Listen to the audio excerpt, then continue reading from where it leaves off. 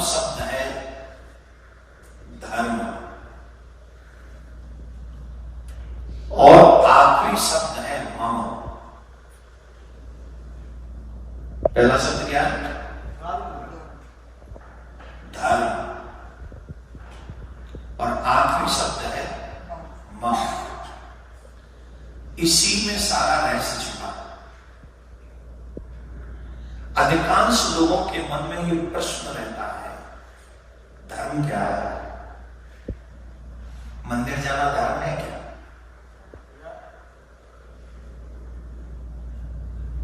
शिव अभिषेक करना धर्म है क्या? सत्य बोलना धर्म है क्या? नाना प्रकार की बात, कथा सुनना धर्म है क्या? कथा कहना धर्म है क्या? किसी की हत्या करना धर्म है क्या? अच्छा बताओ, किसी की हत्या करना धर्म है? का धर्म है? भगवान ने तो यही करवाया, गीता का उपदेश का मतलब यही था।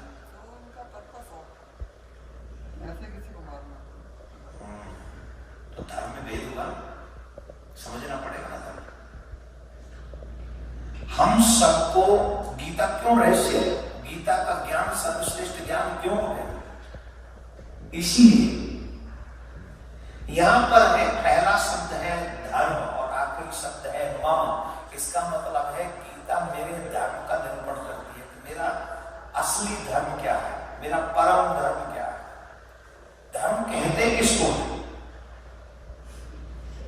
धर्म का स्वरूप क्या है? इसी को समझाने के लिए अब बताइए, गीता को सुनाया किसको भगवान ने? अर्जुन को सुनाया। और किस चक्कर में सुनाया?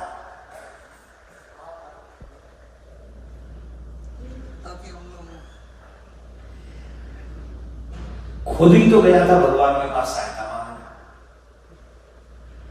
भगवान द्वारका में लेटे हुए, सोए हुए। दुर्योधन अर्जुन से पहले पहुंच गया, तो भगवान ने सोचा थोड़ा और गहरा सो जाते हैं, क्योंकि अकेले से मिल लेंगे तो पता नहीं क्या मांगे।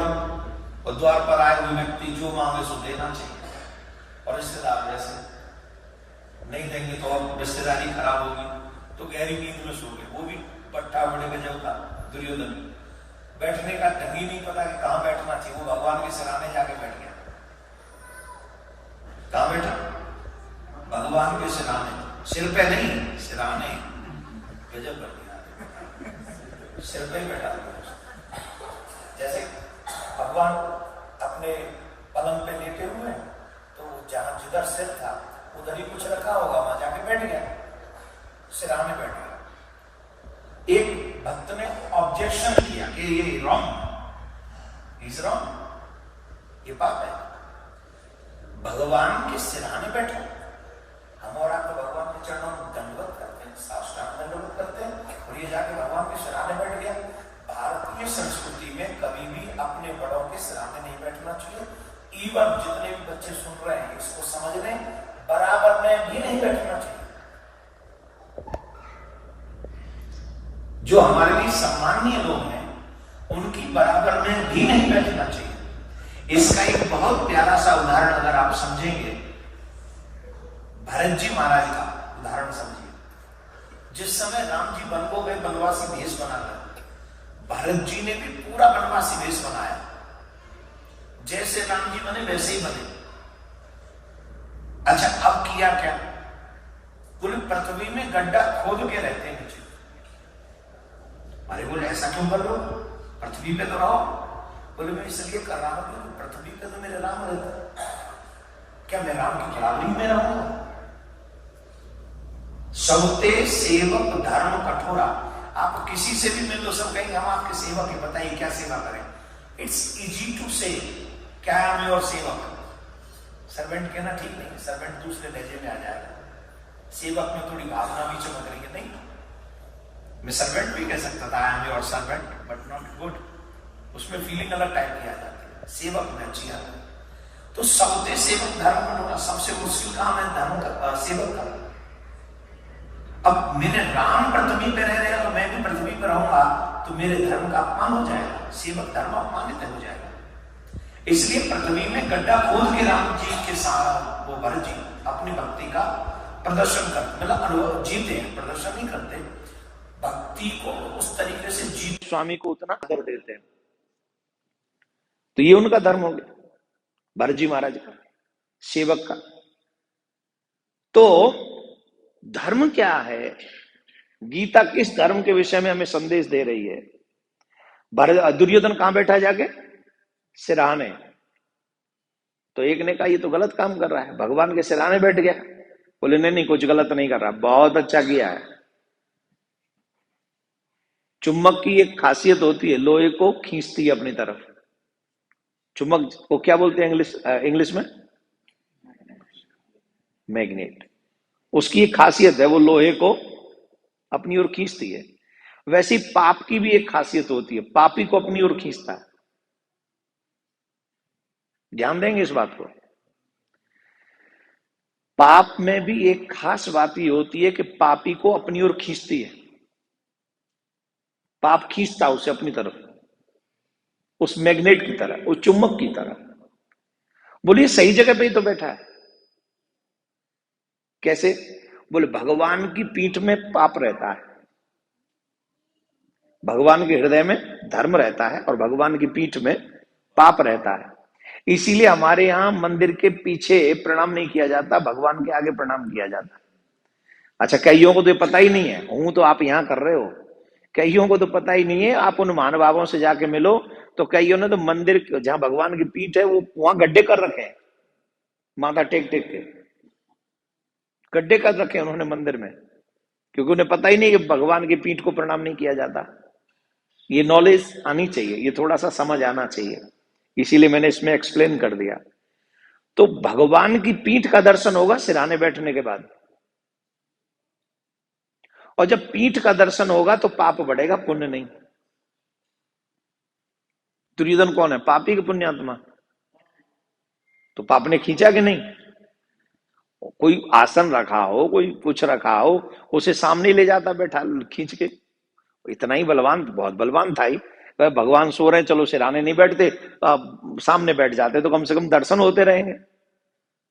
पर पाप ये बुद्धि आने देगा? पाप ये विचार आने देगा? आने ही नहीं देगा। पाप आपको रोक देगा, आपको अच्छे काम करने से रोक देगा, बुरे काम की प्रेरणा दे देगा।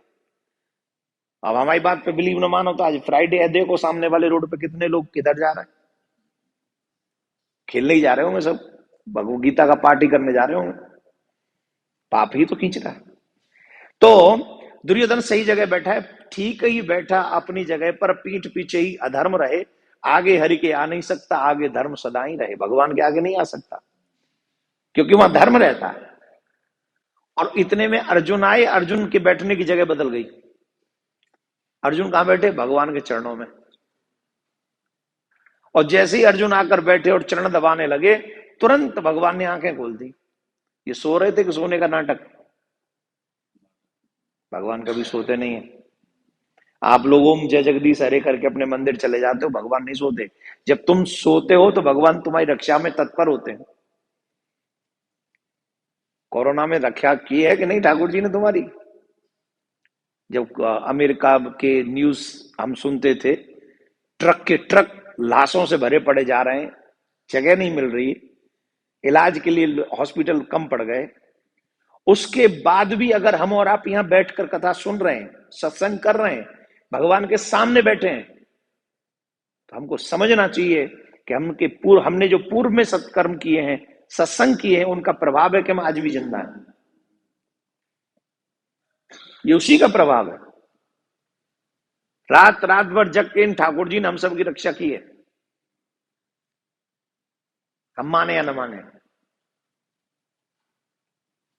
समझ में आई बात? तो अर्जुन जैसे ही आए, भगवान ने आंखें खोल दी, और जैसे ही भगवान ने आंखें खोली, अरे अर्जुन तुम कब आए? मैं तो सो रहा था। देखो क्या गजब की लीला है, झूठ बोल रहे, मैं सो रहा था।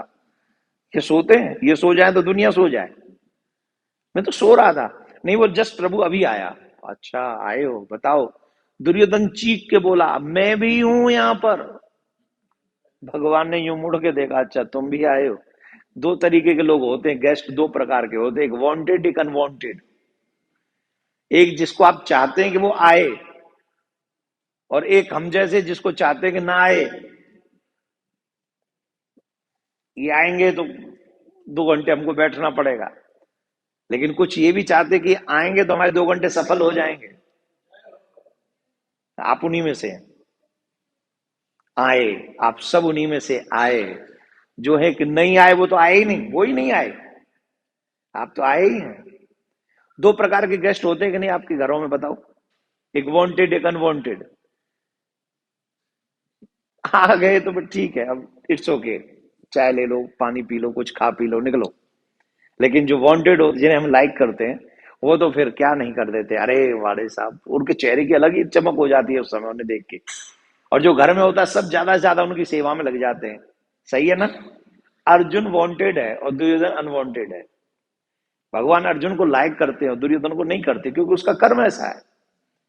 पूछा आप भी आए? बोले हाँ। तो मानव आप क्यों आए हो?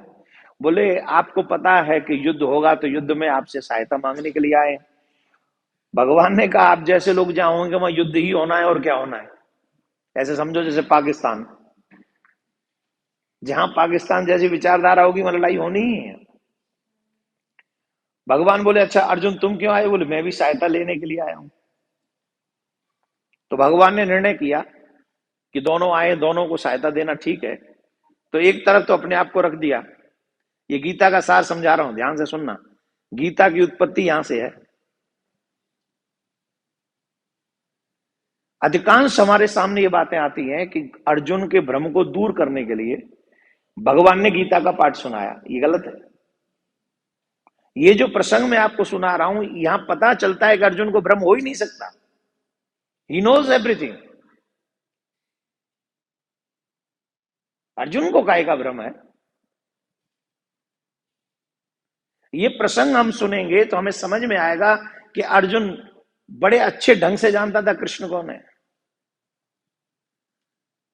भगवान ने कहा कि एक तरफ मैं अकेला रहूंगा, निहत्ता, शस्त्र नहीं उठाऊंगा, युद्ध नहीं करूंगा, मेरा फैमिली मेंबर कोई भी इन्वॉल्व नहीं होगा युद्ध में, कोई भी नहीं। और एक तरफ मेरी एक अक्षौणी सेना रहेगी। दुर्योधन चीख के बोला कि पहले मैं मांग लेता। बोले नहीं, चाहे तुम पहले आए हो, पर मैंने पहले अर्जुन को देखा है। और वैसे भी जब बंटवारे की बात हो तो पहले छोटे को कहा जाता है कि तुम मांग लो, अर्जुन तुमसे छोटा है, अर्जुन मांग ले, फिर तुम मांग लेना। अर्जुन ने क्या मांगा? मुझे कृष्ण आप चाहिए हो। ये जानने के बाद भी कि ये शस्त्र नहीं उठाएंगे। ऑलरेडी दुर्योधन के पास सेना ज्यादा है, योद्धा एक से एक भरमार है वहां, क्या कौन नहीं है वहां? द्रोणाचार्य, कृपाचार्य, अश्वत्थामा, कर्ण, विकर्ण, दुर्योधन, दुशासन, और सबके भीष्म पितामह, जो मरेंगे ही नहीं जब तक खुद न चाले। जब तक खुद न चाले तब तक वो मरेंगे ही नहीं। अब बताओ, इतने इतने योद्धा वहां, फिर कैसे ये मांग लिया अर्जुन ने कि आप आ जाओ? वो भी ये सुनने के बाद ये शस्त्र नहीं उठाएंगे? क्यों मांगा? क्योंकि अर्जुन जानता था कि ये सब कुछ है। अर्जुन को कोई संशय नहीं था, कोई भ्रम नहीं था। संशय होता तो डाउट करता थोड़ा बहुत, किसको मांगू, लेकिन पहले ही कह दिया। तो ये तो गधा भी जानता है, ये तो गधे की बुद्धि भी कह देगी कि युद्ध में सेना चाहिए। चाहिए कि नहीं? युद्ध जीतना है तो अच्छी खासी बलवान योद्धा। और कृष्ण की एक अक्षौणी सेना साधारण है क्या? भगवान की, कृष्ण की एक अक्षौणी सेना साधारण नहीं है। वो न जाने किसका क्या न कर दे, वो देवता नहीं टिक सकते उसके आगे, ऐसी सेना है उनकी। और वो दुर्योधन के लिए क्या? दुर्योधन बोला ठीक है, हम आई एम हैप्पी, मुझे तो सेना ही चाहिए। तुमसे वहां कोई लड़, तुमसे कोई रास थोड़ी करवाना है युद्ध में, तुमसे कोई माखन की चोरी थोड़ी करवानी है, तुमसे कोई नृत्य थोड़ी करवाना है। अरे युद्ध में तो योद्धाओं की जरूरत होती है, सैनिक चाहिए हमें, सेना। तो ये तो दुर्योधन जानता ही था, उसे वही चाहिए था। भगवान बोले ले जा, जा। अब भगवान ने अर्जुन से पूछा क्या तुम युद्ध में विजय नहीं चाहते? ध्यान से सुनिएगा। ये कहना बहुत आसान है कि मैं कृष्ण का भक्त हूं, मैं राम का भक्त हूं, मैं शिव का भक्त हूं। इट्स वेरी इजी टू से, लेकिन इसे जीना बहुत मुश्किल है, बहुत मुश्किल है। भगवान ने कहा कि तुम युद्ध करने जा रहे हो, ऑलरेडी तुम्हारे पास सेना कम है, और तुमने क्या मांग लिया? तुम ये मांग रहे हो कि मैं निहत्थे को मांग लिया? क्या तुम युद्ध में विजय नहीं चाहते? अर्जुन का जवाब लाजवाब करने वाला है। अर्जुन कहते हैं कि यस, अगर आपके बिना मुझे युद्ध में जीत मिलती हो तो मुझे नहीं चाहिए। आपके बिना युद्ध में अगर जीत मिलती है तो मुझे नहीं चाहिए। तो क्या चाहिए? बोले जिस हार में आप साथ हो वो हार मुझे स्वीकार है। हम क्या कहते हैं? तुम रहो ना रहो, मैं सक्सेस होना चाहिए। भगवान से भगवान को मांगते हैं, भगवान से अपने जीवन की सफलता। बताओ क्या मांगते हैं भगवान से? हम सफलता मांगते, भगवान को नहीं मांगते। और सफलता मांग रहे हो, तुम समझ रहे हो ये भक्ति है? भक्ति तो जैसे एक पतिव्रता स्त्री अपने पति को एक क्षण नहीं छोड़ना चाहती, वैसे ही सुंदर जो श्रेष्ठ भक्त है वो अपने परमात्मा को एक क्षण भी, छोड़ना तो छोड़िए, एक क्षण उनके नाम तक को नहीं भूलना चाहता। उसे भक्ति कहते हैं। अब अर्जुन का निर्णय देखो, कितना बड़ा युद्ध होने वाला है। रशिया और यूक्रेन का नहीं था जो मिसाइलें और बम और फटाके फूटेंगे, वहां तो आमने सामने लड़ना है, जो कुछ होगा वहीं मरोगे युद्ध में। और उस युद्ध में पता था कि सब कुछ दांव पर लगा है, इसके बाद भी वो कहता है मुझे आप चाहिए। ये है समर्पण, ये है भक्ति, और ये है गीता की उत्पत्ति। गीता समझ में किसको आती है? जिनमें इतना डेडिकेशन हो, जिनमें इतना समर्पण हो, उनके लिए गीता है। बोलो राधे राधे। ऐसे नहीं, जोर से बोलना पड़ेगा, और जोर से बोलना पड़ेगा। कहा गया गीता में, धर्म क्षेत्र, यहीं से गीता प्रारंभ होती। ये गीता का पहला श्लोक है जो धृतराष्ट्र संजय से पूछ रहे। धर्म क्षेत्रे कुरुक्षेत्रे समवेतायुयुत्सव मामका पांडवश्चैव किम कुर्वत संजय। धृतराष्ट्र बोले, हे संजय, मेरे पुत्र और पांडु के पुत्र उस महाभारत के युद्ध में, कुरुक्षेत्र की भूमि में, धर्म क्षेत्र की भूमि में आखिर कर क्या रहे, हो क्या रहा है, मुझे बताओ। संजय ने बताना प्रारंभ किया। एक तरफ पांडवों की सेना खड़ी, एक तरफ ये भूमिका है पूरी, ये पूरी भूमिका है। और संजय ने बताना प्रारंभ किया। संजय ने जब बताना प्रारंभ किया तो एक बात बताई कि अर्जुन ने कब,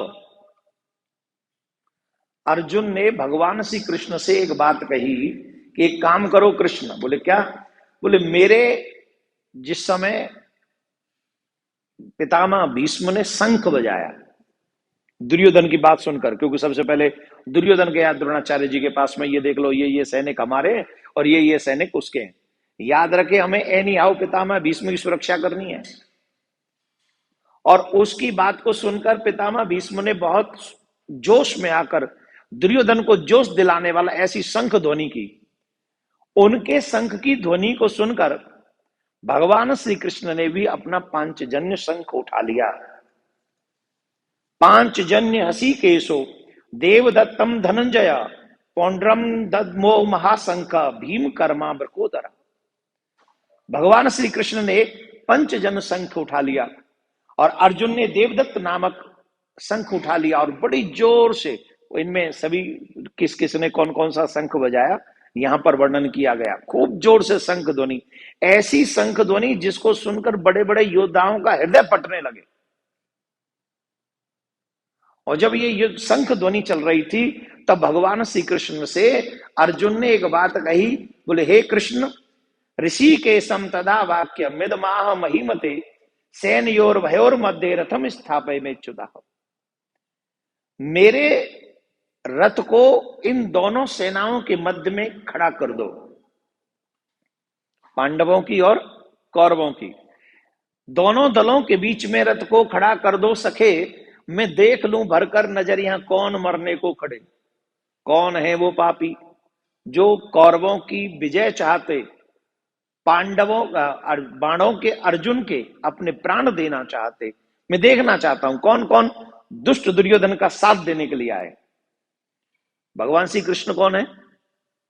अर्जुन के सारथी, आजकल की भाषा में समझो ड्राइवर। पहले रथ होते थे तो सारथी होते थे, आजकल गाड़ियां होती हैं तो अब कोई मालिक साहब पीछे बैठे हो तो क्या कहें, हे स्टॉप तो स्टॉप, गो गो, टर्न राइट तो राइट। भगवान श्री कृष्ण उस ड्राइवर की जगह पर बैठे, सारथी की जगह पर। अर्जुन ने कहा मैं देखना चाहता हूं कौन कौन यहां पर लड़ने आए। क्या अर्जुन को पहले नहीं पता था? नहीं पता था। यहां अर्जुन गए और भगवान ने कहा एक काम करो, तुम ये सब चीजें देख लो क्या हो रहा है, तुम देख लो भर कर नजर, अपनी नजर भर के देख लो यहां कौन कौन आए हुए हैं और किस लिए आए हुए, जरा समझ लो। अब अर्जुन ने जिस समय उस सेना में पितामह भीष्म को देखा, द्रोणाचार्य को देखा, कृपाचार्य को देखा, कोई रिश्तेदारों को देखा, तो उसको दुख हुआ, उसे शोक हुआ, उसे मोह हुआ। क्या हुआ? मोह हुआ। अरे महाराज, इनको मारूंगा मैं, ये तो मेरे अपने सगे हैं, इनको मार के मुझे क्या मिलेगा भाई, इनको मार दूंगा ज्यादा ज्यादा क्या होगा, पृथ्वी का राज्य मिल जाएगा। नहीं नहीं, इनको मारकर, अच्छा हैप्पीनेस, जब प्रसन्नता आपके जीवन में उत्सव हो, आपको कौन चाहिए? रिलेटिव चाहिए कि नहीं? कम से कम उनके लिए हैप्पी बर्थडे तो हो जाए उनके बीच में। आज हमारे समीर जी का हैप्पी बर्थडे है, तो उसको भी बहुत बहुत आशीर्वाद, डॉक्टर साहब है उनको भी खूब आशीर्वाद दे के आए। अभी आप सब भी एक बार हैप्पी बर्थडे बोल ही सकते, भगवान से प्रार्थना करें ऐसे लोग ऐसे ही आगे जाके सेवा करते रहें और खूब चकाचक ठाकुर जी की भक्ति में लगे रहे। बोलो राधे राधे। ऐसे नहीं, और जोर से बोलना पड़ेगा। अब प्रश्न यह है कि अर्जुन को अब शोक क्यों हो रहा है? जिस समय ये निश्चित हुआ था कि युद्ध होगा, उसे नहीं पता था कि द्रोणाचार्य वहीं होंगे, उन्हें नहीं पता था कि कृपाचार्य वहीं होंगे, अर्जुन को नहीं पता था पितामह भीष्म वहीं होंगे। अब शोक क्यों हो रहा है भाई? इस समय ये तो स्थान है ही नहीं शोक का, ये तो युद्ध भूमि है, लड़ो मरो या मारो। लेकिन यहां क्योंकि भगवान की लीला है, अर्जुन के मन में मोह कराकर प्रत्येक मनुष्य को गीता जैसा ग्रंथ देना चाहते हैं। कहते हैं ना आजकल के, एक लैंग्वेज बहुत अच्छी है, ये स्टेज बड़ा स्टेज है, बड़े मन से कोई बातें हो तो वो बड़ी होती हैं, राइट ना? वहां भारत के तमाम योद्धा खड़े थे, भगवान को लगा कि यहां अगर उपदेश दिया गया तो पूरे विश्व तक पहुंचेगा, मानव जाति तक पहुंचेगा ये उपदेश, जन कल्याण करने वाला होगा ये उपदेश। इसलिए यहां पर कुछ कहना मानव जाति के लिए बहुत बहुत बहुत जरूरी है, फिर समझ में आएगी बात।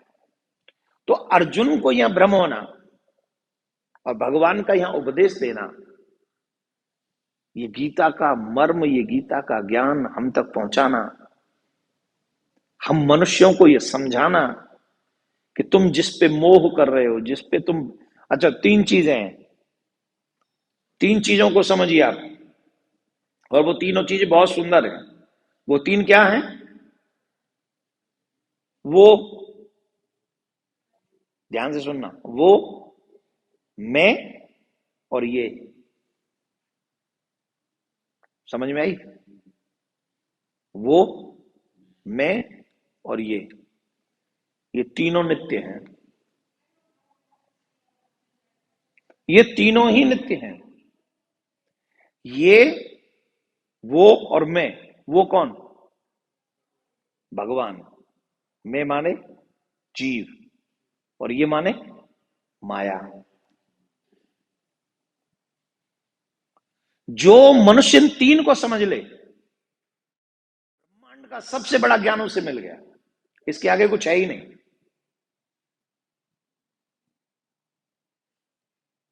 वो, मैं और ये,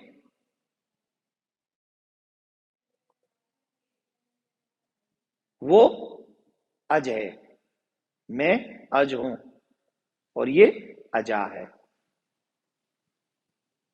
अज माने जिसका जन्म नहीं होता, जिसकी मृत्यु नहीं होती। आपका न जन्म हुआ है, ना आपकी मृत्यु होगी। गीता कहती है नैनम छिन्दन्ति शस्त्राणि नैनम दहति पावका। तो आप किसके लिए रो रहे हैं? आप किसके लिए परेशान हो रहे हैं? आप उस परम पिता परमात्मा के दास हैं, सेवक हैं। हम उनके अंश हैं। ईश्वर अंश जीव अविनाशी, चेतन अमल सहज सुख राशि। वो भगवान। अच्छा एक बात बताइए, जो लोग ये कहते हैं कि I don't believe in God, वो जानते भी हैं हु इज गॉड? जानते हैं? उन्हें एक रत्ती भर नहीं पता हु इज गॉड। और स्टाइल में ऐसे बन के, I am cool, I don't believe in God. अरे तेरा भलो हो। पहले भाई मैं नैयर साहब को समझ तो लूं, नंदा साहब को समझ तो लूं कि आप ये हैं, तब उसके बाद कहूं आई डोंट बिलीव यू, क्योंकि तुम लोग झूठे हो या तुम सच्चे हो। मैं नहीं मानता, मैं झूठा हूं। मैं नंदा साहब से मिला नहीं, नैयर साहब से मिला नहीं, आप सबसे मिला नहीं, और मैं कहूं I don't like apple valley people. Bye. कोई रीजन भी तो दो, किस लिए नहीं मानते हो भाई? तुम वहां गए भी हो कभी? तुम उसे नहीं जानते वो कौन से कलर का है, तुम ये नहीं जानते वो पहनता क्या है, तुम ये नहीं जानते वो करता क्या है, तुम ये नहीं जानते उसका स्वभाव कैसा है, तुम ये नहीं जानते वो उसे पसंद क्या है। ऊपर से कह दिया मैं नहीं मानता भगवान को। ये कोई रीजन हुआ? उसको मानने न मानने की बात तो बाद में है, पहले उसे जानो।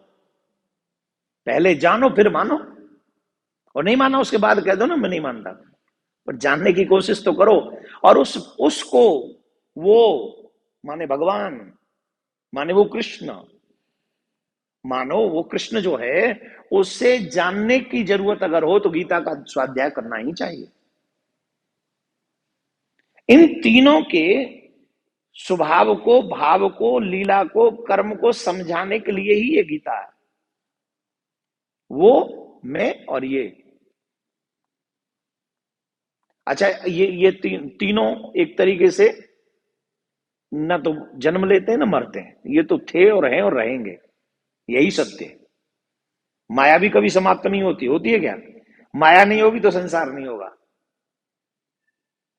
माया ही तो सृष्टि की रचना करती है परमात्मा के इशारे पे। लेकिन फर्क है, जीव स्वतंत्र नहीं है। ध्यान दें, जीव स्वतंत्र नहीं है, माया भी स्वतंत्र नहीं है, ईश्वर स्वतंत्र है। वो कृष्ण स्वतंत्र है। और उनके स्वतंत्रता का ये परिचय है कि वो इन दोनों पे अधिकार रखते हैं। जीव पर भी अधिकार रखते हैं। तुम्हें यहां जाना है, तुम्हें वहां जाना है। और कई भक्त के सामने जब माया जाती है तो भगवान कहते stop it, don't go to his home. इसके घर नहीं जाना, इसे तंग मत करना, ही इज माइन। तो अधिकार हुआ कि नहीं माया के ऊपर भगवान का? हुआ कि नहीं? सुदामा को दे दिया, लो एक लोक की संपत्ति। भगवान का स्वभाव है, भगवान स्वतंत्र है, जिसे चाहे दे दे, जिसे चाहे छीन ले। तो ये जो तीन को जान ले वही ब्रह्म ज्ञान है, वही सबसे बड़ा श्रेष्ठ ज्ञान है। उसको, अपने को और इसको। और प्रॉब्लम इसी में है, वो मतलब ही नहीं है उससे। तो मैं और ये, इसी में फंस गया है जीव,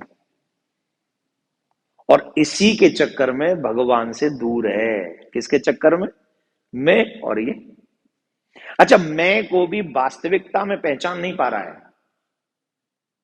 फिर समझिए इस बात को भी, अगर मैं को भी पहचान ले तो वो पहचान में ऊपर वाला आ ही जाएगा। मैं को भी नहीं पहचान पा रहा है तो किसको पहचान रहा है? बोले जो जो पहचान है ही नहीं। कल हम कथा में बताइए थे, कल हमने बताया था कि एक व्यक्ति स्वामी रामकृष्ण परमहंस जी के पास गया, बोले भाई काली माता से आपका मिलना होता है? बोले हाँ। बोले तो हमें भी मिलवा दो। बोले एड्रेस बता दो, मिलवा दे। तो उसने कार्ड निकाला जेब से, ये लो ये मेरा एड्रेस है। बोले ये क्या है? बोले ये मेरे मकान का एड्रेस है। तो तू ही कह रहा है तेरे मकान का एड्रेस है, तेरा थोड़ी है। तेरे अच्छा बताओ, आप जो विजिटिंग कार्ड बनवाते हो उस पे आप कहते हो ये मेरा एड्रेस है। अब आप बैठे हो यहां और वो व्यक्ति वहां पहुंच जाए तो मिलोगे आप वहां? बोलो, तो आपका एड्रेस कहां हुआ? वो तो वो ईंट पत्थर से जो आपने मकान बनवाया है, मकान वहीं रहेगा, उसी रोड पे रहेगा। जो आपने वो कार्ड बनवाया है वो वहीं रहेगा, मकान नहीं जाने वाला वहां से। तो वो मकान का एड्रेस है, आपका नहीं। रही बात दुकान का एड्रेस, ऑफिस का है, ये मेरा बिजनेस कार्ड है, तो वो तो बिजनेस कार्ड का है, वो तुम्हारा थोड़ी है, वो तो वो दुकान का है, तुम्हारी ऑफिस का है, तुम्हारा कहाँ है? बोले ऐसे तो मुझे पता ही नहीं। वो स्वामी जी ने कहा कि दुर्गा माँ से तुमको मिलना है, मकान को थोड़ी मिलना है, दुकान को थोड़ी मिलना है, तुम मुझसे मिलना है ना। तो तुम्हारा एड्रेस क्या है? अब मैं एक शरीर हूं, ये मेरा एड्रेस नहीं है। ये शरीर तो चलता फिरता रहेगा, न जाने कहां पहुंच जाए। उसे जानने के लिए गीता मोस्ट इंपॉर्टेंट है माय डियर। तुम कौन हो? Where you come from? आप आए कहां से हो? आपका काम क्या है? आपकी जिम्मेदारी क्या है? आपको जाना कहां है? जब तक इस कॉन्सेप्ट को आप नहीं समझेंगे, कल्याण नहीं होगा। तिलक लगाना अच्छी बात है, हमारी संस्कृति है, संस्कार है। तिलक हमारे यहाँ कई लोग बैठे हैं, हम लोगों के तिलक भी चेंजेज हैं कि नहीं? कोई ऐसे लगाता है, कोई ऐसे लगाता है, कोई यहीं लगा के काम चला लेता है, कोई थोड़ा बहुत, और कोई लगाता ही नहीं, कोई यूं लगा लेता है, तिरपन लगा लेता है। तो ये एक संस्कार है मेरा। तिलक लगाने से भगवान मिल जाए तो फिर तो हो गया काम, फिर तो तिलक ही लगाए, खूब पाप करें। तिलक लगाने से मेरा एक स्वभाव श्रेष्ठ होगा, मैं उस तरफ बढ़ूंगा। वो एक तिलक हर सनातनी को लगाना चाहिए, लेकिन तिलक लगाना ही धर्म है, ये सोचना गलत है।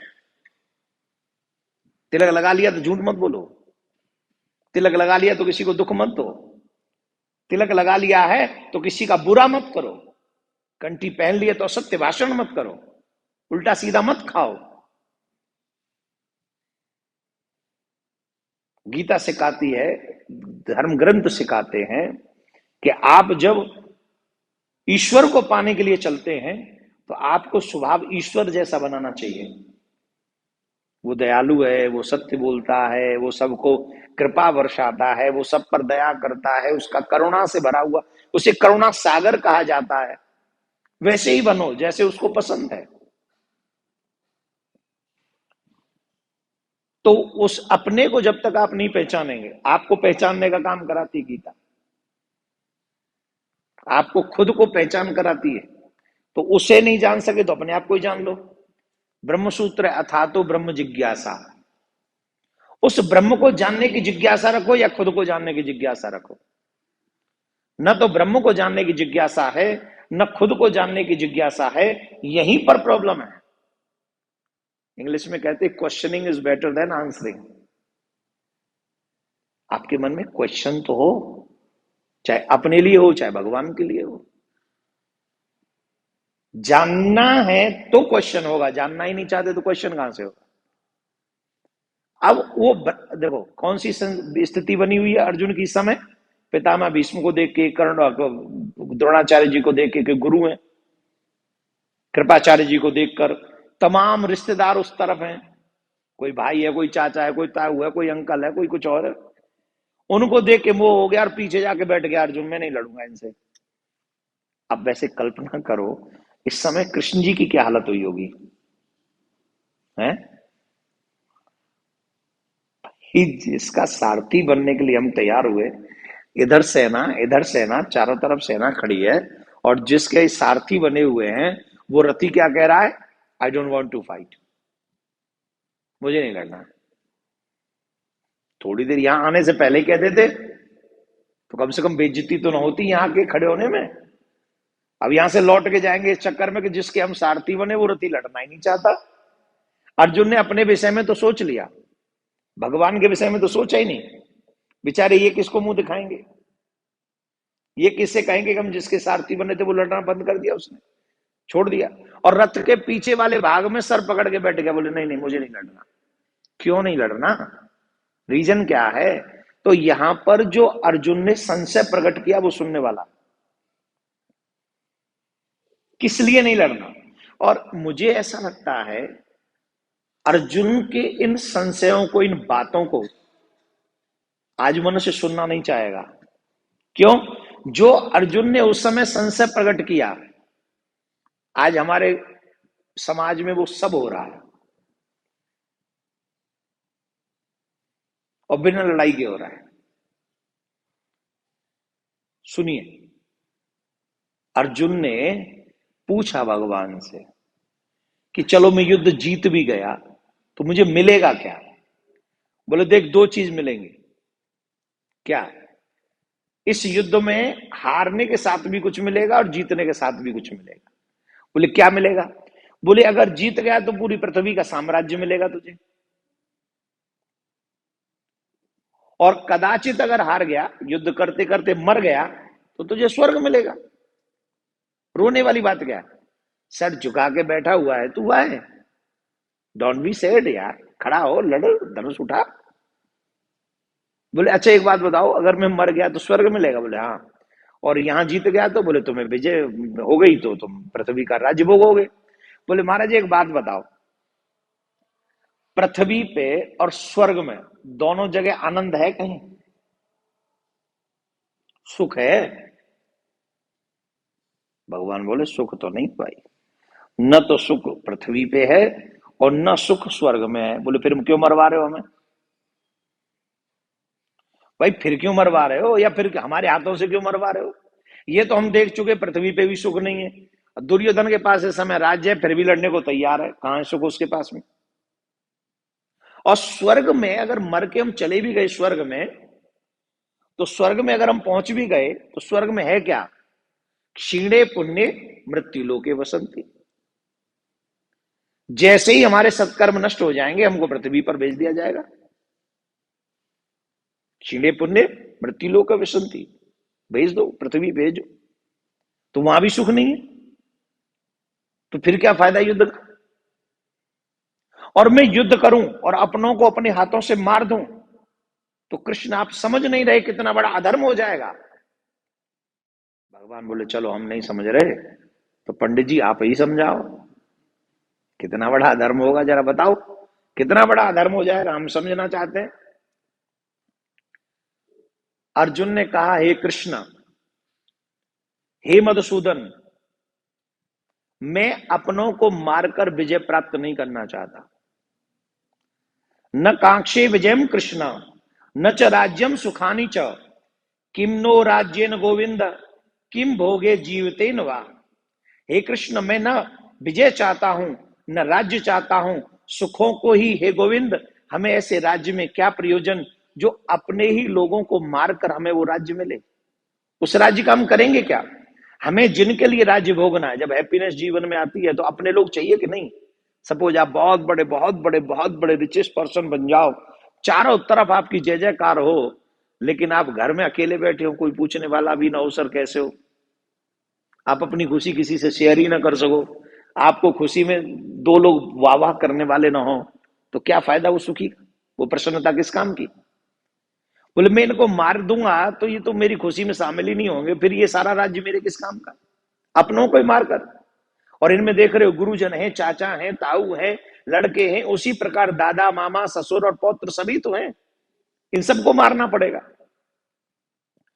और इतना ही नहीं, हे कृष्ण, अगर ये सब मर गए तो इसके बाद जो अनर्थ होगा वो बड़ा दुखदाई होगा। बोले क्या होगा?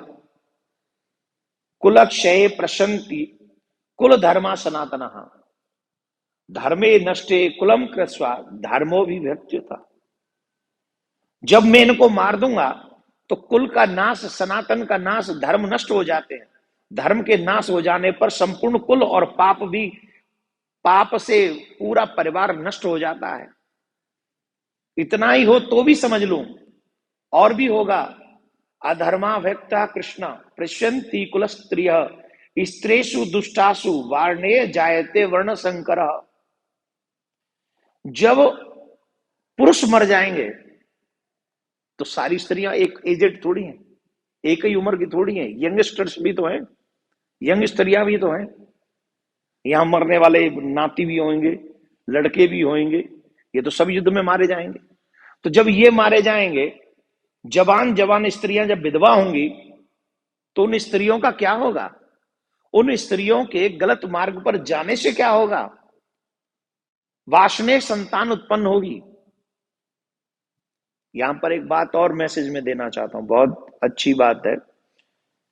आजकल के युवा इस बात में लगे हुए हैं कि जिससे हमारा मन लग जाए उसी से शादी कर लो, जिसमें मन लग जाए उसी से शादी कर लो। लेकिन शादी सिर्फ टाइम पास नहीं है। विवाह एक टाइम पास, देखो बहुत से लोग कहते हैं हमारे यहाँ शादी नहीं होती, हमारे यहाँ कॉन्ट्रैक्ट होता है कईयों के, हमारे यहाँ नहीं। हमारे यहाँ विवाह संस्कार है।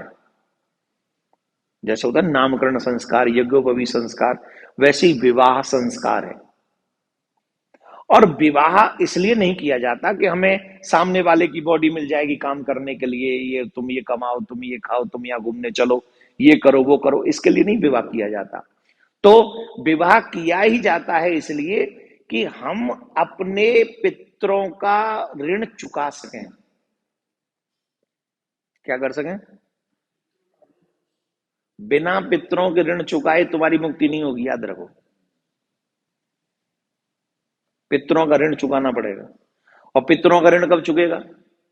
जब आप अपनी सजातीय कन्या से विवाह करें और एक सुयोग्य संतान उत्पन्न करें।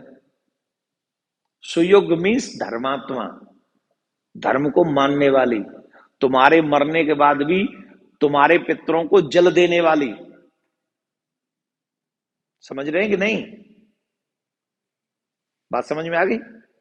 तुम्हारे जाने के बाद तुम्हारे पितरों को तर्पण कर सकें, श्राद्ध कर सकें, तो तुम्हारा ऋण उतर जाएगा। तुम्हारी कम से कम इतनी ड्यूटी है तुम्हारे पितरों के लिए कि तुम्हारे बच्चे तुम्हारे पितरों को जाने। और मैं अमेरिका कनाडा वगैरह में आता हूं तो अधिकांश लोगों को नहीं पता कि हमारे पितरों की कौन से दिन कौन सा श्राद्ध है, तो वो आखिरी दिन कर देते हैं अमावस वाली। ये भी बहुत अच्छी बात है। इस बार वैसे हम जा रहे हैं गया में, जिन जिनको अपने पितरों की चिंता हो वो आ जाना हमारे साथ गया में। कहा? जहां पितरों के नाम से पिंडदान किया जाता है, जहां का पिंडदान सबसे ज्यादा जल्दी स्वीकार्य होता है। तो इस पितृपक्ष में हम गया जा रहे हैं। तो आपकी संतान इस लायक हो कम से कम आपके बाद पितरों का ऋण उतार सके। वो तभी संभव, अगर सजातीय नहीं हुआ, अगर सजातीय विवाह नहीं हुआ तो वो संतान हो भी जाए उतनी अच्छी, वो संतान उतनी अच्छी हो भी जाए तो भी पितरों का ऋण उतरने वाला नहीं है। ये समझ लीजिए।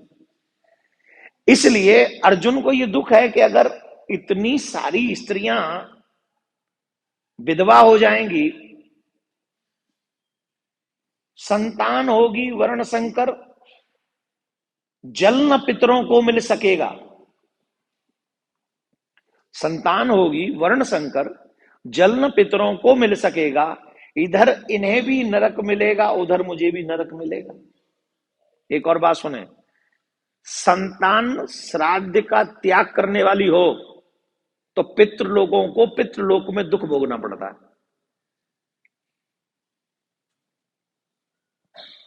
संतान अगर तर्पण इत्यादि का त्याग कर दे तो पितृलोक में पितरों को दुख उठाना पड़ता है, उन्हें नरक में भी जाना पड़ता है।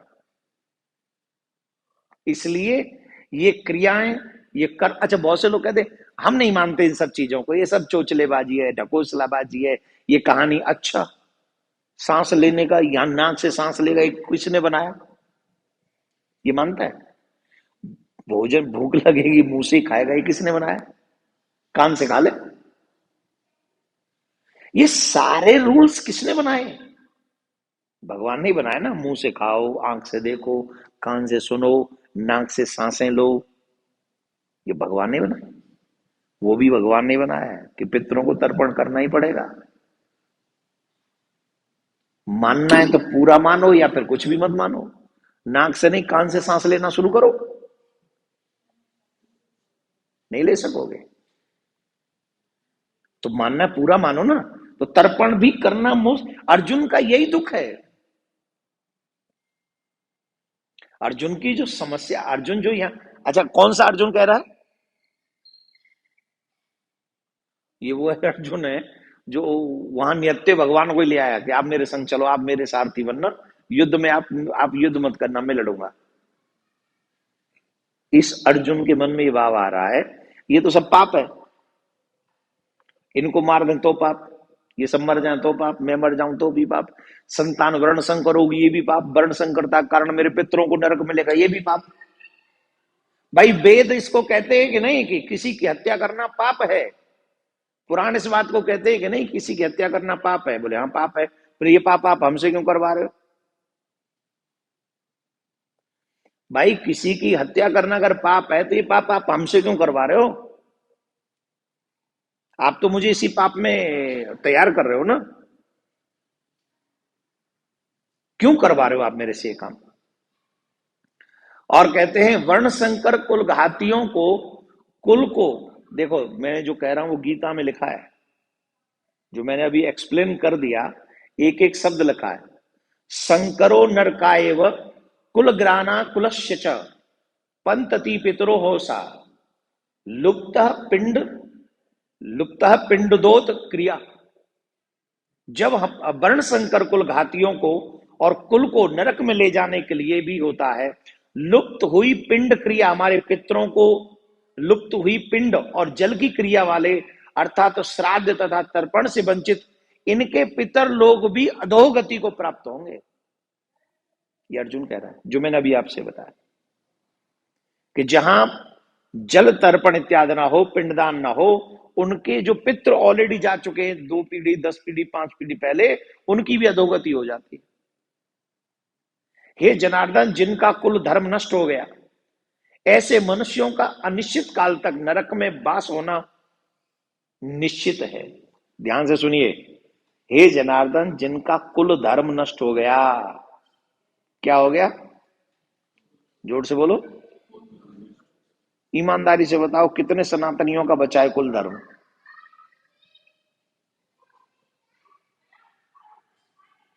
पॉइंट है कि नहीं सोचने वाला? है कि नहीं? ईमानदारी से सोचो कितने लोगों का कुल धर्म बचा हुआ है?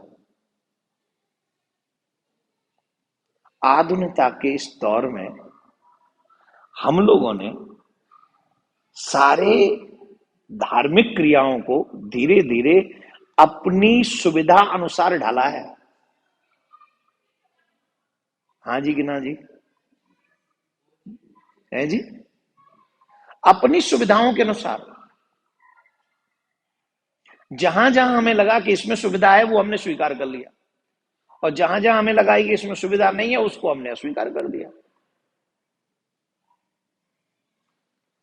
मैं आप सबसे एक बात कहूंगा, जिस समय जीवन में संशय उत्पन्न हो जाए उस समय, जैसे यहां पर कहा गया कृष्णम वंदे जगत गुरुम, अर्जुन ने कृष्ण की शरण ग्रहण कर ली।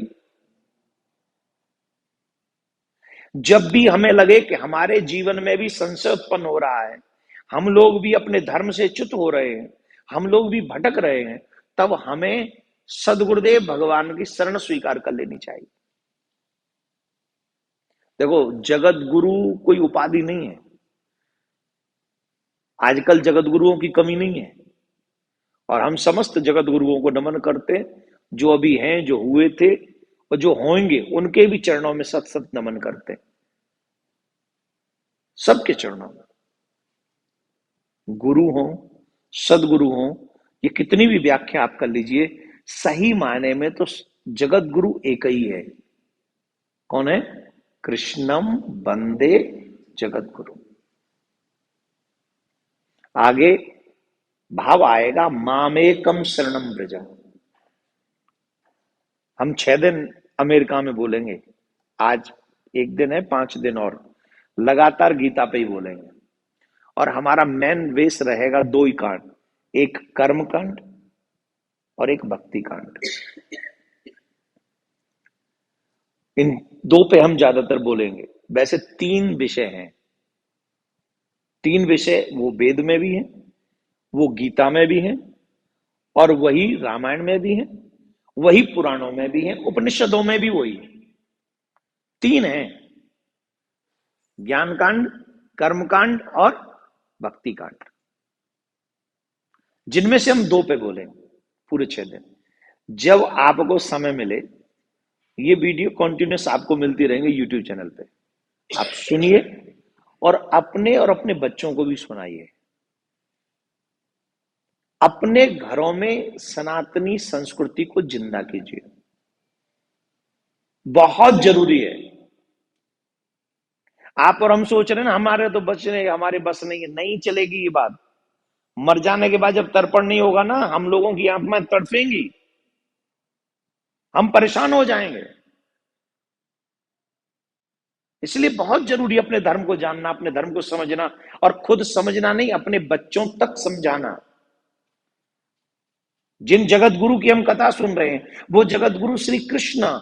भागवत में द्वारका की कथा 10वें स्कंद में जब आती है, तो भगवान श्री कृष्ण भी अपने बच्चों के साथ सत्संग करते हैं। स्वयं राम जी वेद पुराण सुनई मन लाई, आप कहीं अनुजयी समझाई। क्यों जरूरत पड़ती है उन्हें? अभी ईमानदारी से आप बताओ, शरीर जरूरी है क्या आत्मा? बोलो,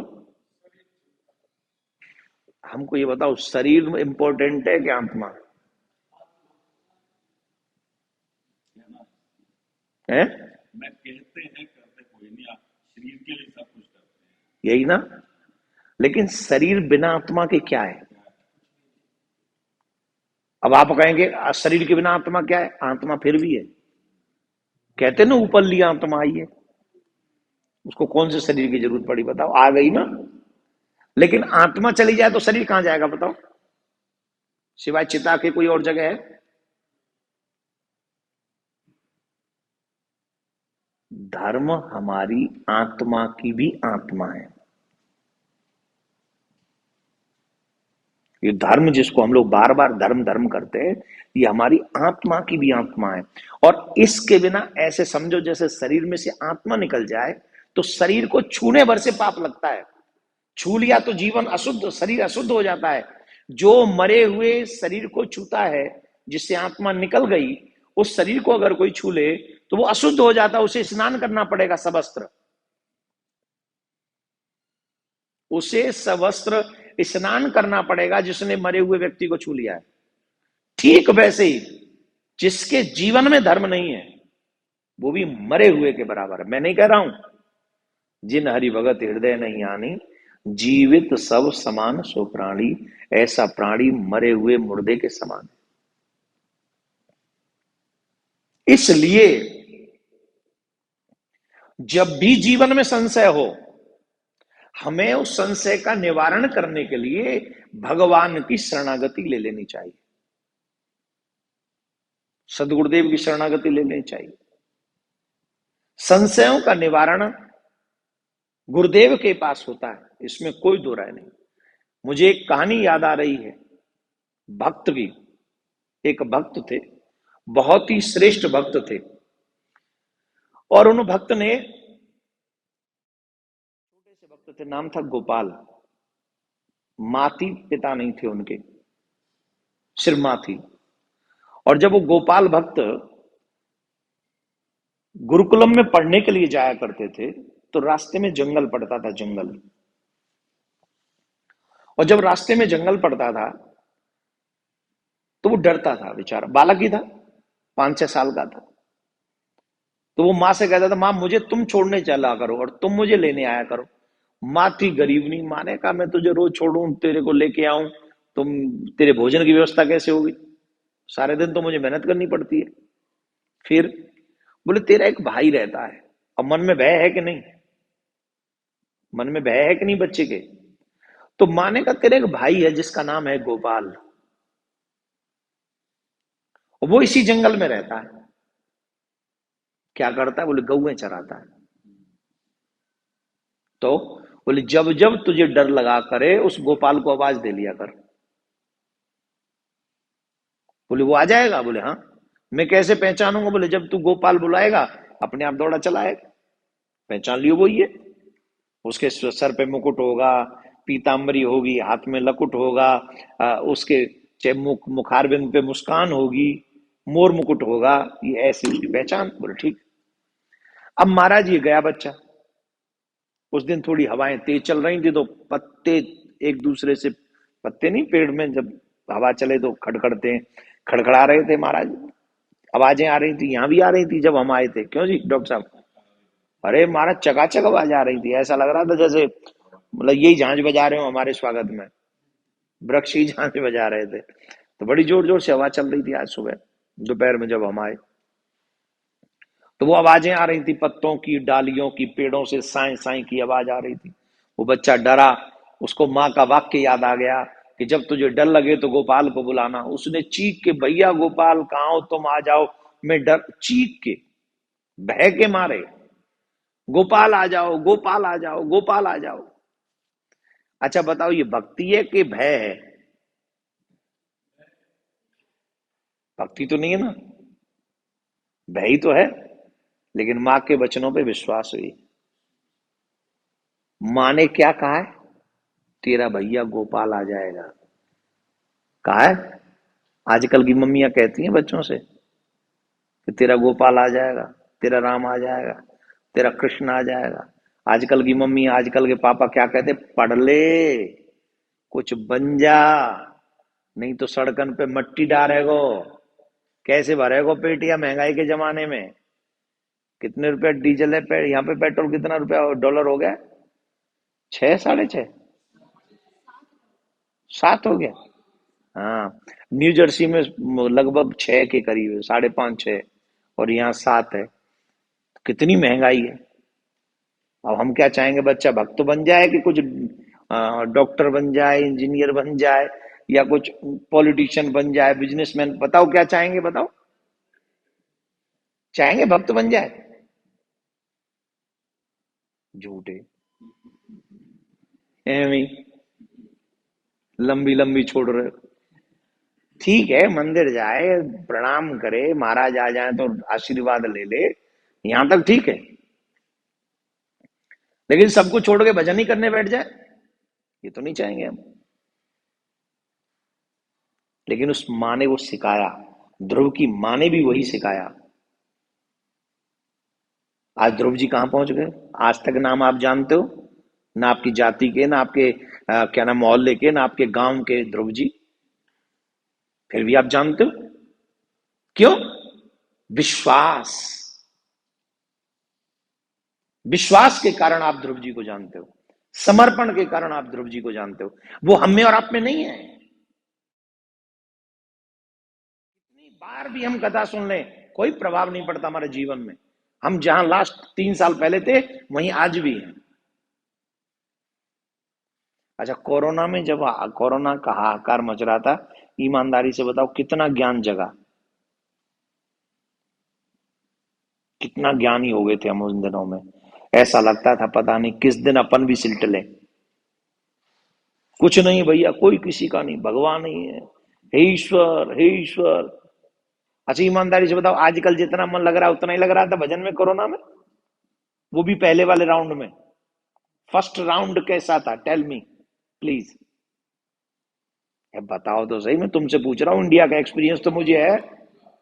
मैं वैसा एक्सपीरियंस नहीं पूछ रहा हूं, भगवान में भजन में मन कैसा लग रहा था उन दिनों में। अच्छा, वो इस चक्कर में नहीं लग रहा था कि मुझे भगवान मिल जाए? वो इस चक्कर में लग रहा था कि कैसे भी करके मुझे बचा लेना, चाहे सब मर जाए, चाहे सब मर जाए पर हमें बचा लेना। रामायण में एक शब्द आता है, भय बिन होय न प्रीत। जब तक भय नहीं होता तब तक प्रीति नहीं होती। अगर भगवान से सच्चा प्रेम करना है तो तुम्हें भय होना चाहिए किसी बात का, और इसी बात का भय कर लो, कहीं चौरासियों के चक्कर में न पड़ना पड़े दोबारा। इस बात के भय के साथ अगर भगवान का भजन करोगे, मैं निश्चित कहता हूं कि तुम्हारा बार बार जन्म नहीं होगा और बार बार तुम्हें मरना नहीं पड़ेगा, तुम्हारी प्रीति सच्ची हो जाएगी, सच्ची प्रीति हो जाएगी। आप हमें भय ही नहीं है। लोग तो ये कहते हम नहीं मानते अगला जन्म होगा। वह नहीं मानते की औलाद, तेरे न मानने से नहीं होगा। तू कोई गॉड है? शास्त्र झूठे, वेद झूठे, पुराण झूठे, गीता झूठी, रामायण झूठा है, तू अकेला सच्चा है। बेकार की बात करता है। उसका भय बना लो कि मुझे दोबारा जन्म नहीं लेना, तो बुरे कर्म नहीं होंगे, बुरे कर्म नहीं होंगे तो चकाचक हो जाए। तो उसको भय लगा उस बच्चे को, और भय के मारे चीखा वो, गोपाल आओ, गोपाल आ जा, भैया कहाँ हो, भैया कहाँ हो। अब जब भक्त इस तरीके से पुकारता है तो फिर भगवान से रहा नहीं जाता। भगवान दौड़े, दौड़े भगवान। और वही जैसे माँ ने बताया था कि वो मोर मुकुट धारण करते हैं, पीली पीताम्बर धारण करते हैं, कमली धारण करते हैं, वैसे ही वो लकुट हाथ में, जो जो माँ ने कहा वही। और उसको पहचानने में देर नहीं लगी, वो लिपट गया जैसे एक छोटा भाई बड़े भाई से लिपट जाता, ठीक वैसे ही लिपट गया वो। क्यों? माँ ने कहा था वो गोपाल तेरा भैया है, लिपट गया। रोते रोते कहा तुमने देर कर दी, तुमने देर कर दी, तुमने देर कर दी, मुझे बड़ा डर लग रहा है। गोपाल भैया तो गोपाल भैया, वो तो महाराज भैया ही हैं सबके, जन कब कौन सी लीला कर दें। बोले नहीं नहीं, मैं देर कहां कर, तुमने बुलाया और मैं चलाया। तुमने देर कर दी मुझे बुलाने में, मैंने आने में देर नहीं की। सच यही है कि मनुष्य बुलाने में देर करता है भगवान को, भगवान आने में कभी देर नहीं करते। जब मनुष्य बुलाता है भगवान दौड़े चले आते हैं। तुमने बुलाया ही नहीं अभी तक। टेस्ट कराया था, एवरीथिंग इज ओके ना? हाँ नहीं, मैं तो अपना टेस्ट करा के निकला हूं वहां से, तो मुझे कोई वो जब उस दिन निकला पूरा टेस्ट वेस्ट करा के, वो बूस्टर भी लेके, सब बढ़िया, सब ठीक हो ना? हाँ बूस्टर ले रखी है। हाँ फिर कोई बात नहीं।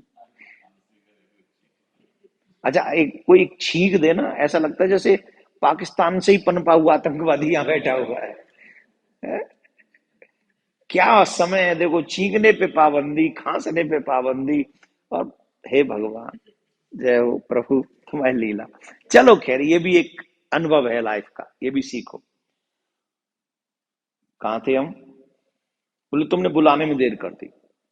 आगे आगे भैया, अब मुझे गुरुकुलम तक पहुंचा दो।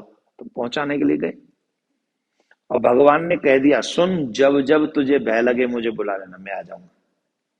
जब जब तुझे भय लगे मुझे बुला लेना, तू जब जब बुलाएगा मैं उपस्थित हो जाऊंगा। बोल ठीक। गए गोपाल। अब नित्य का काम, डर लगे तो गोपाल को बुला ले, नहीं तो वो सीधा निकल। और जब जब उस बच्चे ने बुलाया तब तक भगवान आए। एक दिन गुरुजी ने कहा भाई एक काम करो, सुनो, कल पूर्णमासी है, तो कल हम भगवान का प्रसाद, जितने भी गुरुकुलम में बच्चे आते हैं सबके लिए खीर का प्रसाद बनेगा। अपने अपने घर से 1-1 लीटर दूध लेके आना। अब गुरुकुलम में थोड़ी देर दूध और वो सब लेके आना। सब जैसे नहीं अमेरिका में आते हैं, कितने अच्छे लोग हैं यहाँ। तुम आलू की सब्जी बना लाना, तुम मटर की सब्जी बना लाना, तुम दाल बना लाना, कोई चावल बना लाना, कोई ये बना लाना। बोले जब बनाना ही है तो खुद ही खा लेंगे हम, बना के क्यों लाए? बोले नहीं, बना के अपने अपने घर से लाना, मिल बांट के खाएंगे, यहीं बैठ के खाए। ये है सनातन। जिस जिस पे जो जो हो, वो हम सब मिल बांट के एक दूसरे के साथ बैठे और एक दूसरे की सेवा करें, ये है भाव। तो गुरुकुलम में कहा, गुरुजी ने कहा तुम एक काम करना, सब 1-1 लीटर दूध लाना, और कल यहाँ कड़ी वो बनेगी। दूध से तो वो बनेगी ना खीर, कड़ी थोड़ी बनेगी। कड़ी चावल याद आ रहे हैं। बने आज भाभी जी? है? हाँ तभी याद आ रहे होंगे फिर। राधे राधे बोलना पड़ेगा। देखो ऐसे कोरोना के बाद पहला सत्संग चल रहा है, जोर से बोलो। अच्छा ईमानदारी से बताओ, तुम्हें भगवान की कृपा फील नहीं होती कि हम सब जिंदे हैं अभी भी? करनी चाहिए, हर दिन करना। ये ठाकुर की कृपा से ही जिंदा हैं हम सब। क्या गुजरना था, डॉक्टर को इतना ही तो कहना था, ही इज नो मोर। लेकिन ठाकुर ने वो अवसर नहीं दिया ना, हमें बचा के रखा। तो अब वो माँ से कहा उसने, बच्चे ने, कि माँ गुरुजी 1 लीटर दूध मंगा रहे हैं। माँ बोली घर में रोटी नहीं खाने को, तुझे दूध कहां से लाके दूं? बोले अगर दूध नहीं लेके गया तो गुरुकुलम में नहीं घुसने को मिलेगा। बोलते एक काम कर, अपने गोपाल भैया से कहियो, वो गैया चराता है, किसी गाय के नीचे से काट के दे देगा। बोले हाँ मैं तो भूल ही गया। अब वो गया तो उसने आवाजें लगाई, गोपाल भैया गोपाल भैया गोपाल भैया आ गए। बोले हाँ बताओ क्यों बुला रहे हो? बोले तुम्हारी गैया कहाँ है? बोले यहीं चल रही है थोड़ी दूर पे। बोले एक गैया काट ला। क्यों? तो दूध चाहिए गुरुजी, दूध मांग रहे हैं, खीर बनेगी। बोले अभी रुक, तू नेत्र बंद कर, काटने की जरूरत क्या है हमको? हम तो कल्पना करते हैं, काटते थोड़ी। पर ये बात बच्चे को नहीं बताई। बोले तुम नेत्र बंद करो, मैं अभी आया। भैया डर तो नहीं लगा? अरे कुछ चिंता ही मत कर। इसने आंखें बंद की, भगवान गए और एक पात्र में दूध ले आए। बोले ये ले जाओ, अपने गुरुजी को देना। भैया तो ज्यादा नहीं लग रहा? बोले नहीं नहीं पर्याप्त है, जाओ। अच्छा गुरुजी को भी ये मालूम था कि शायद ये नहीं लाएगा, मालूम, घर की स्थिति मालूम थी ना। बोले शायद ये नहीं लाएगा, लेकिन ये गया। गुरुजी दूध तू भी लाया? बोले हाँ। बोले ठीक है, जा रसोई में दे दे। ए जाओ, ये दूध भी खिला लो उसी में। अब वो पात्र भगोना टाइप का था ऐसा, तो उसमें खिलाना प्रारंभ किया, वो पूरा भर गया। इतने से लोटे में से पूरा भगोना भर गया। हाँ, भर गया। उसने दूसरा भगोना रख दिया, वो भी भर गया। जितने रसोई में पात्र थे सब एक छोटे से लोटे से सब भर गए। वो चेला पागल हो गया, बोले ये इसमें कोई जादू तो नहीं कर रहा है, कुछ मिला तो नहीं लाया इसमें? गुरुजी गुरुजी गुरुजी। बोले हाँ देखो तुम्हारा चेला कैसा अजीब है। क्या हो गया? बोले पता नहीं इसमें क्या मिला लाए, लोटे में से, पात्र में से दूध खत्म नहीं हो रहा। गुरुजी ने उठाई डंडी, ऐसे ही समझो उठा दी। क्या मिला के लाया दूध में? गुरुजी मैं तो दूध ही लाया हूं। अरे तो खाली क्यों नहीं हो रहा तेरा पात्र? बोले पता नहीं मेरे गोपाल भैया ने, तुम कुछ मंत्र मंत्र पढ़ के लाया? बोले नहीं, मेरे गुरुजी मेरे गोपाल भैया ने दिया। अरे तेरा गोपाल भैया ने दिया क्या है तुझे? ये पूरा ही नहीं हो, खाली नहीं हो रहा पात्र। बोले मेरे गोपाल भैया से पूछो। बोले कहाँ है तेरा गोपाल भैया? बोले चलो। तो वही उसी जगह पे पहुंच गए जहां नित्य मिलते हैं गोपाल भैया। आवाज लगाई, गोपाल भैया ते दूध के चक्कर में गुरुकुलम से हमारा नाम कट जाएगा। तो गुरु जी समझ रहे हमने कोई जादू किया है। तो गोपाल भैया प्रकट हुए, बोले क्यों रोते हो? बोले ये यूं कह रहे हैं कि तेरा नाम कटेगा, तूने कोई जादू किया है इसमें। बोले मैंने तो कोई जादू नहीं किया, इनको कहो कि ये हमने दूध दिया है। अब गुरु जी को सिर्फ वो बच्चा दिख रहा है कि वो किसी से बात कर रहा है, लेकिन वो गुरु जी को गोविंद के दर्शन नहीं हो रहे, गोपाल के दर्शन नहीं हो रहे। गुरु जी ने कहा किससे बात कर रहा है तू? बोले कि गोपाल भैया से। पागल मत बना, कोई गोपाल भैया नहीं है यहाँ, हमें पागल बना रहा है। बालक ने पूछा कि आपको देख नहीं पा रहे? बोले नहीं, सिर्फ तुम देख पा रहे हो, मैं देख पा रहा हूं गुरु जी नहीं। बोले हो गया पत्ता साफ, फिर तो गुरु जी समझेंगे मैं पागल बना रहा हूं। बोले नहीं नहीं, तुम्हारे गुरु जी क्यों नहीं देख पा रहे? क्यों? बोले तुम्हारी तरह उनका मन निर्मल नहीं है, तुम्हारी तरह वो सरल नहीं है। अगर उनका मन निर्मल हो जाता तुम्हारी तरह तो मैं उन्हें भी दिखता। उन्हें इस दूध के पात्र में भी चमत्कार दिख रहा है, जादू दिख रहा है, कृपा नहीं दिख रही। कहो अपने गुरु जी से कि निर्मल मन जन सो मोहि पावा, मोहि कपट छल छिद्र न भावा। मुझे कपट पसंद नहीं। बच्चे ने कहा तब वो गुरु जी के नेत्र निर्मल हो गए और गोपाल उस बच्चे के चरण पकड़ के कहने लगे, कैसे भी करके अपने गोपाल भैया से कह दे, एक क्षण ही सही पर मुझे दर्शन दे दे। भगवान ने उनको दर्शन दिया। भगवान ने उनके ऊपर भी कृपा की। क्यों कृपा की? इसीलिए की क्योंकि उनके भी हृदय से वो मल निकल गए आंसुओं के माध्यम से। निर्मल मन जन सो मोहि पापा, वो बात सिद्ध हो गई वहां। तो इसलिए हमें सभी को भय के ही कारण सही परमात्मा से सच्ची प्रीति करनी चाहिए। जैसे गोपाल को मिल गए भय के कारण भगवान, हमें भी मिलेंगे भगवान। अर्जुन के भी मन में भय हुआ कि नहीं, मोह जागृत हुआ कि नहीं, संशय हुआ कि नहीं?